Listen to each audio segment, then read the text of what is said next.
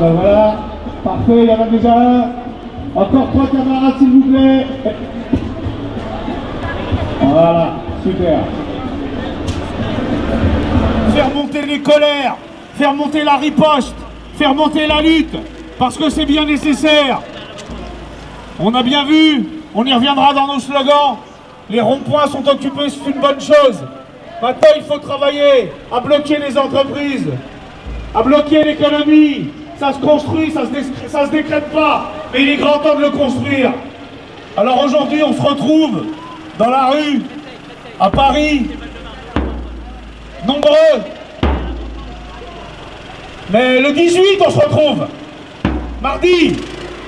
Entre ces deux dates, il va falloir que dans les territoires et dans les entreprises, on construise une riposte qui soit la bonne réponse à la mascarade et à l'escroquerie de Macron l'autre jour, qui ose annoncer à la télévision qu'il augmente le SMIC, avec la quadrature du cercle, puisqu'il dit que ça ne coûtera rien aux employeurs.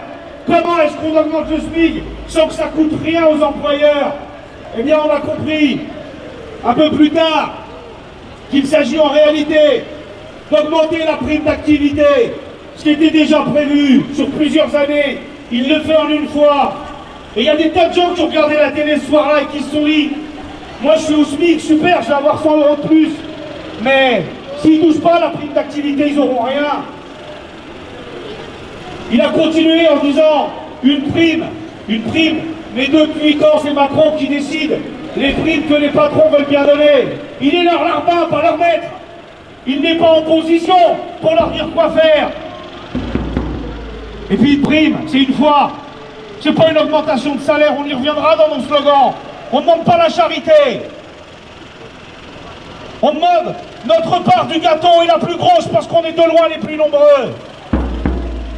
Et puis, les heures supplémentaires, exonérées, défiscalisées. On voit bien que Macron est le fils de Sarkozy qui lui a susurré ces vieilles mesures rances. Le vieux monde ressemble décidément beaucoup au nouveau. On l'a dit à la CGT, les heures supplémentaires défiscalisées, ça a été des dizaines de milliers d'emplois qui n'ont pas été créés. D'un côté des salariés qui sont en surmenage pour essayer de mettre un peu de beurre dans les épinards, et de l'autre côté des gens qui sont au chômage total ou partiel. Cette aberration-là, on n'en veut pas. On veut une chose simple qui pour lui est un tabou, qui pour lui est un blasphème. On veut l'augmentation des salaires.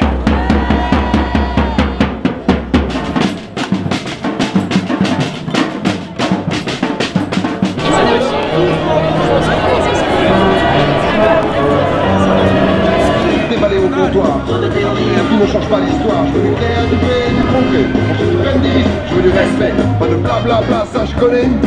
Regarde où ça nous a menés. Trop de faux.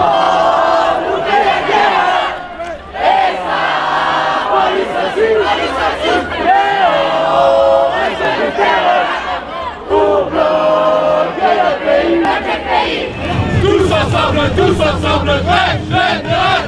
Tous ensemble, grève générale.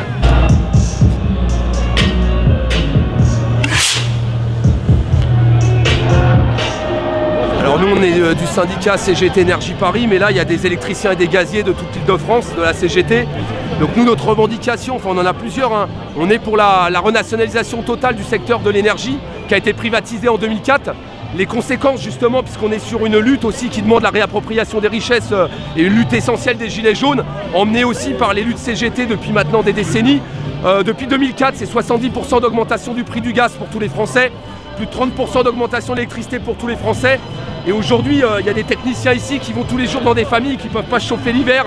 Il y a 13 millions de familles en situation de précarité énergétique. Et donc nous, notre revendication, effectivement, il y a eu 66 milliards qui ont été versés aux actionnaires des deux entreprises sur les 10 dernières années. Avant, cet argent-là était investi dans le réseau, permettait une énergie pas chère, accessible pour tous. Aujourd'hui, on fait flamber les prix, le réseau est pourri. On a de plus en plus d'accidents, des collègues accidentés, un réseau gaz qui est pourri, un réseau électrique qui est pourri. Regardez un peu ce qui se passe en hiver et en été. Dès qu'il y a un petit coup de chaud l'été, le réseau il pète. Dès qu'il fait un peu froid l'hiver, on nous parle de grand froid alors que c'est l'hiver et le réseau ne tient plus.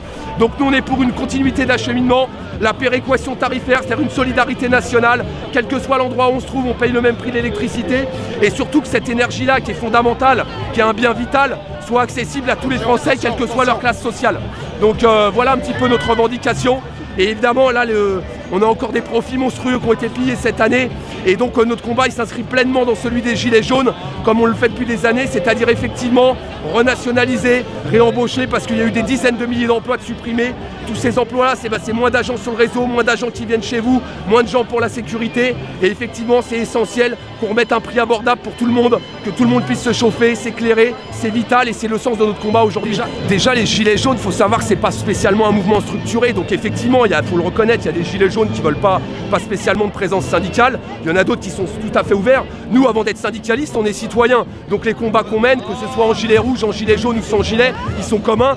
Et l'idée en tout cas qu'on a nous à l'énergie, c'est de dire les gilets jaunes entre autres, parce qu'il y en a aussi qui bougent la semaine.